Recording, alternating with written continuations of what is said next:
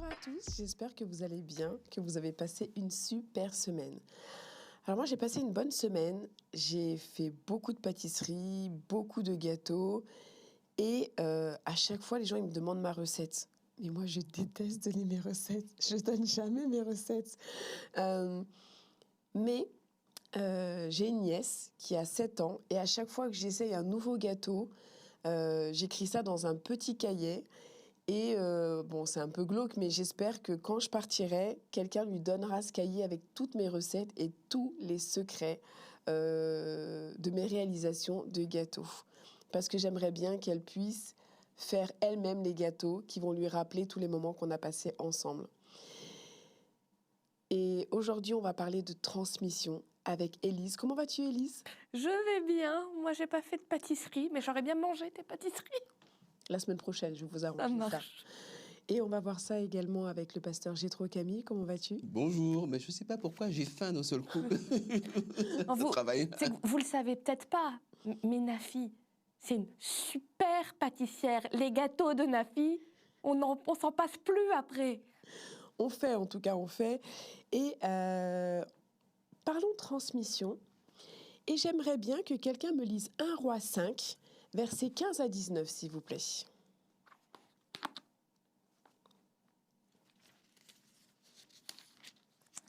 Alors, versets 15 à 19. S'il te plaît. Hiram, le roi de la ville de Tyr, a toujours été un ami de David. Il apprend que Salomon a été consacré comme roi à la place de son père David. Alors il envoie des délégués pour le saluer. À son tour, Salomon envoie ce message à Hiram. « Tu le sais, les ennemis de David, mon père, l'ont attaqué sans arrêt. C'est pourquoi il n'a pas pu construire une maison pour le Seigneur son Dieu. Mais le Seigneur lui a finalement donné la victoire sur eux. Et maintenant, le Seigneur mon Dieu m'a donné la paix sur toutes les frontières. Il n'y a plus d'ennemis ni de malheurs qui me menacent. Alors, j'ai l'intention de construire une maison pour le Seigneur mon Dieu. En effet, le Seigneur a dit à David, mon père, « Je mettrai ton fils à ta place sur le siège royal. C'est lui qui construira une maison pour moi. » Merci. Alors, est-ce que quelqu'un peut m'expliquer qui est David ? Qui est le roi David ? À l'origine, c'est un petit berger, fils d'un certain Isaïe, qui va être choisi. On ne sait pas trop le pourquoi et le comment, mais par la suite, on comprendra, par Dieu pour devenir le roi d'Israël. Le roi d'Israël parce qu'à une époque, Israël n'avait pas de roi. Ils avaient des prophètes, ils avaient des guides spirituels, ils avaient Dieu. Et à un moment donné, ils voulaient faire comme tous les peuples aux alentours, ils voulaient un roi. Et donc Dieu leur a donné un premier roi, Saül, qui n'a pas fait l'affaire. Et Saül va être remplacé par ce David qui va être un grand roi. Ça m'impressionne de savoir comment Dieu fait arriver les personnages dans la Bible. On aurait toujours pensé à croire que c'était les rois les plus importants, mais Jésus lui-même est arrivé dans une étable. Le roi David, c'était un berger. C'est quand même très impressionnant de voir d'où ils viennent. Et qu'a accompli le roi David ? En fait, David, il arrive à un moment où c'est le bazar. Clairement, le pays d'Israël, il est attaqué de partout. Il y a plein de problèmes, même dans sa propre famille, de gens qui veulent prendre le pouvoir. C'est pas la paix, quoi. Et donc, pendant tout le temps où on veut être roi, malheureusement, David, il va quasiment tout le temps être en guerre pour pacifier le pays. Il va passer son temps à être en guerre, à droite, à gauche, etc. Le but, c'est que après lui, ce soit plus calme. D'accord. Mais est-ce qu'on pourrait dire que le roi David est un exemple ? Le roi David a rempli une mission qui consistait à pacifier le pays. Ça a été un roi guerrier. Il a fait son boulot avec pas mal d'efficacité. En ce sens-là, il a été un exemple. Maintenant, en lui-même, non. Parce que le roi David, c'est quelqu'un qui s'est aussi planté, notamment en convoitant la femme d'un de ses généraux, qu'il a fait discrètement assassiner pour lui piquer sa femme. Enfin, je fais la version courte, quoi, un peu synthétique. Mais c'est pas quelqu'un qui a été exemplaire de tout point de vue. Par contre, c'est quelqu'un qui était capable de reconnaître ses erreurs et d'avouer qu'il était pécheur, qu'il valait pas mieux que qui que ce soit, qu'il était imparfait, en tout cas comme tout le monde. Et demander pardon à Dieu, et puis demander aussi de partir, de remettre les compteurs à zéro et de repartir de bon pied, quoi. C'est une grande sagesse, tout ça. Mhm. Mais du coup, il a eu des enfants. Tout à l'heure, j'ai entendu qu'il avait eu des enfants. Combien Plein. d'enfants? Je ne sais plus exactement. Je sais mais... plus, il en a eu Bah, plein, c'est-à-dire avec plein de que, femmes différentes. voilà, le monsieur a eu déjà plusieurs femmes, qui n'est jamais... C'est intéressant parce que dans la Bible, chaque fois qu'un monsieur a plusieurs femmes, ça ne se passe pas très bien. Et là, malheureusement, il va y avoir des rivalités entre ses enfants. Et il y en a un seul qui va devenir roi, Salomon. Voilà. Et d'ailleurs, c'est intéressant parce que c'est celui qu'il a eu avec cette femme qui l'a piqué. Alors, tu pourrais dire, bah attends, ses origines, c'est pas extraordinaire. En plus, Dieu, il a bien fait comprendre à David que ce qu'il avait fait, c'était n'importe quoi. Mais ça te montre aussi que Dieu, il s'arrête pas à d'où tu viens. C'est quoi, c'est qui tes ancêtres? Est-ce qu'ils sont assez bien ou pas? Dieu, tes ancêtres, c'est pas son problème. Il te regarde toi et qu'est-ce qu'il y a dans ton cœur. Et ça, c'est intéressant. C'est le vrai pardon. Bah, puisqu'on parle transmission, des fois, la transmission, c'est bien, et puis des fois, c'est pas cool. Je sais pas, moi, il y a des fois des dettes qui peuvent être transmises dans des familles, ou des mauvaises réputations. Ah, elle, c'est la fille d'eux, lui, c'est le fils d'eux. Ça peut être lourd à porter aussi. Et je trouve ça bien que Dieu dise ton passé, où tu es pour rien, ce que tes ancêtres ont fait, moi, je ne te le compte pas sur toi. Et ça, c'est une belle chose. Ça peut être un poids enlevé sur l'épaule de certaines personnes qui portent le poids familial dur. Hein. D'accord. Ah bah surtout qu'à cette époque-là, il y avait ce qu'on appelait le droit d'aînesse.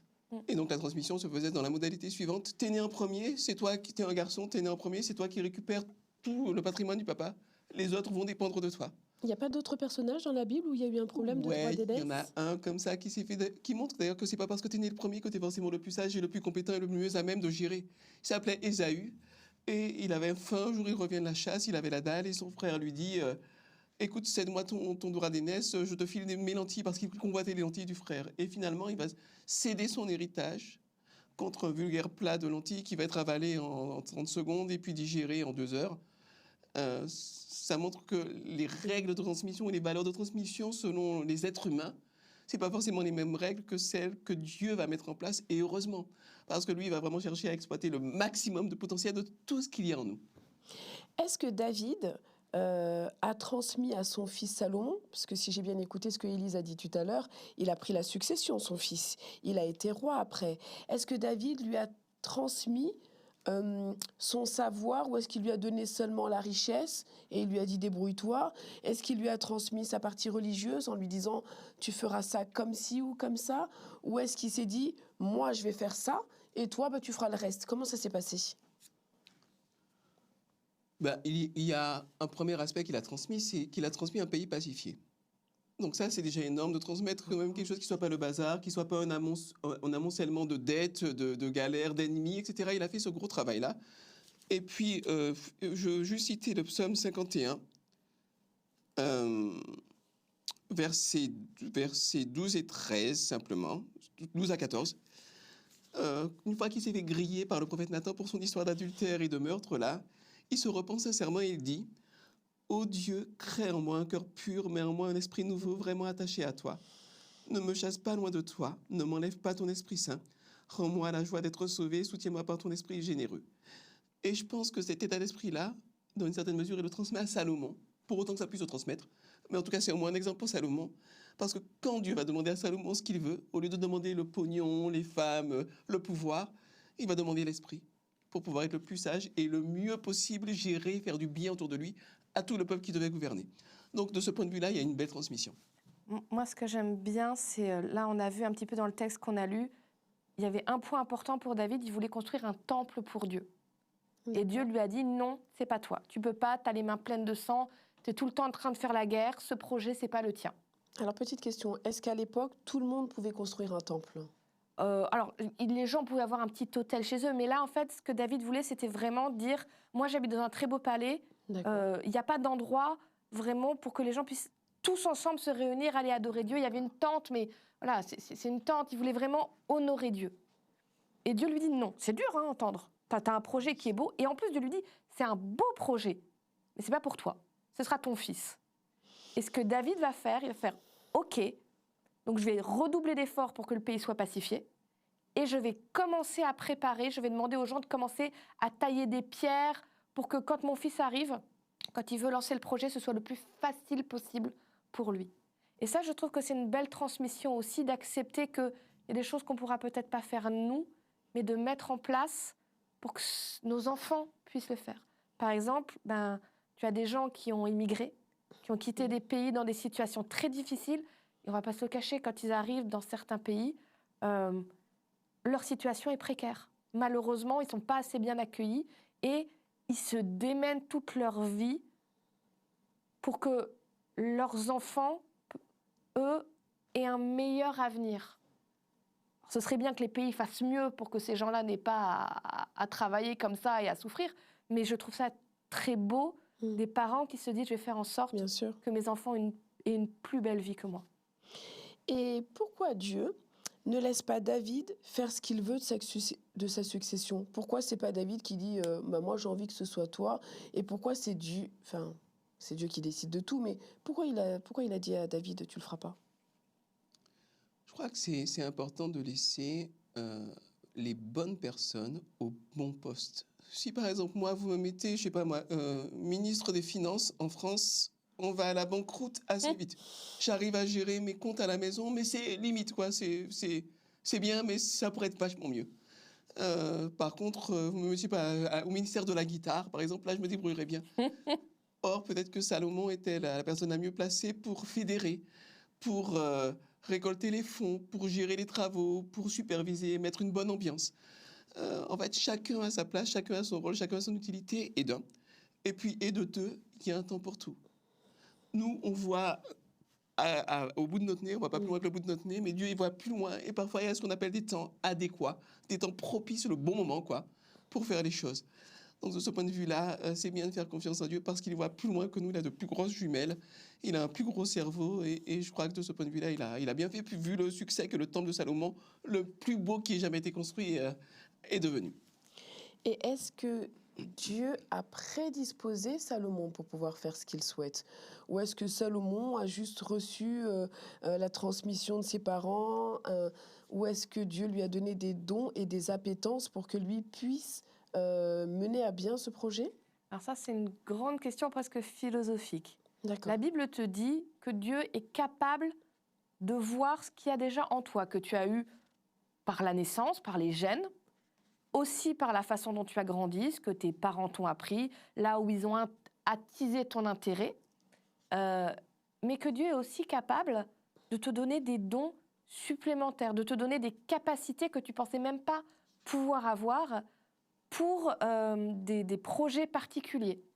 Ça, il le dit beaucoup dans le Nouveau Testament, on appelle ça les dons spirituels, avec des gens, par exemple, qui ont commencé à parler des langues qu'ils ne parlaient pas.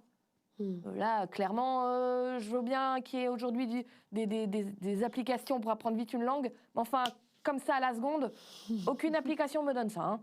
Donc là, il n'y a pas de doute que c'est Dieu qui agit. Pour ce qui est de Salomon, je pense que c'est les deux. C'est Dieu qui voit quelque chose en Salomon. Parmi tous les fils de David, il voit que Salomon, c'est celui qui a le cœur prédisposé à faire les choses bien, à être juste. Salomon sera le roi le plus juste, il est reconnu pour ça. Un roi pacifique, un roi qui sait parler avec les pays autour pour faire des bonnes transactions. Donc il voit ça. Et après, il y a cet événement où Dieu lui dit « Je te donne une bénédiction, choisis. Tout ce que tu veux, tu peux avoir une bénédiction. » Et comme disait Jéthro, Salomon, il a l'intelligence de dire « Je veux la sagesse. Je veux pas de l'argent, je veux pas des femmes, je veux pas du pouvoir, je veux de la sagesse. » Donc, tu vois, c'est double. Dieu fait pas les choses à notre place et il ne nous laisse pas les faire tout seul. On fait un partenariat avec Dieu. Et c'est ça qui est beau. Et pour conclure, je te remercie. Jéthro, si je devais transmettre quelque chose à quelqu'un, comment devrais-je m'y prendre? Je peux parler que pour moi-même. Avec mes gamins, il y a une chose que je veux que mes gamins retiennent de ce que je leur ai montré, c'est que j'apprends. Je n'ai pas toujours été un super papa, j'ai fait des erreurs éducatives. Comme tout le monde. Je leur dis toujours, là, j'ai fait ça à une époque, je me suis planté, j'aurais pas dû. Je croyais que c'était bien, mais c'était pas bien. Là, maintenant, j'en suis là, mais peut-être que demain, je serai ailleurs. Et pour ma part, bien sûr, il y a le patrimoine. Le patrimoine, c'est important aussi, le patrimoine. Je ne veux pas leur laisser des dettes. Je veux leur laisser un ou deux biens immobiliers à vendre pour pouvoir avoir un petit capital pour partir dans la vie, mais surtout, je veux qu'ils retiennent ça de moi, c'est-à-dire juste ce que je suis. Tout simplement, ce que Dieu a été pour moi. C'est-à-dire que je n'ai jamais été un père parfait, mais j'ai progressé et je continue à progresser. Je progressais jusqu'à ma mort et Dieu m'a aidé à me remettre en question et à progresser. Et si j'arrive à transmettre ça à mes gamins, et s'ils retiennent cela, je crois qu'ils auront de quoi être heureux et de quoi continuer même à progresser toute leur vie. Je trouve ça génial. Du coup, je n'ai rien à rajouter de plus parce que c'est très complet. Si peut-être, peut-être devrions-nous terminer nos prières et quand on demande quelque chose à Dieu, de lui demander la sagesse parce que quoi qu'il en soit, ça nous permettra de prendre les meilleures décisions en tout cas, ou au moins avec sagesse. Et, euh, et voilà. En tout cas, je vous remercie beaucoup. Merci beaucoup, Gétro. Merci à toi, Nafi. Merci. Et je te remercie, Élise, d'avoir passé ce temps avec nous. Toujours avec plaisir. Merci beaucoup. Je vous donne rendez-vous la semaine prochaine. Comme d'habitude, je vous invite à aller faire un petit tour sur Instagram, d'aller faire un petit tour à la radio aussi pour nous écouter quand vous êtes dans la voiture et à continuer à nous regarder sur YouTube, ça nous fait plaisir. Si vous avez des remarques ou autres, laissez un message dans la barre d'infos. Je vous souhaite à tous une excellente semaine.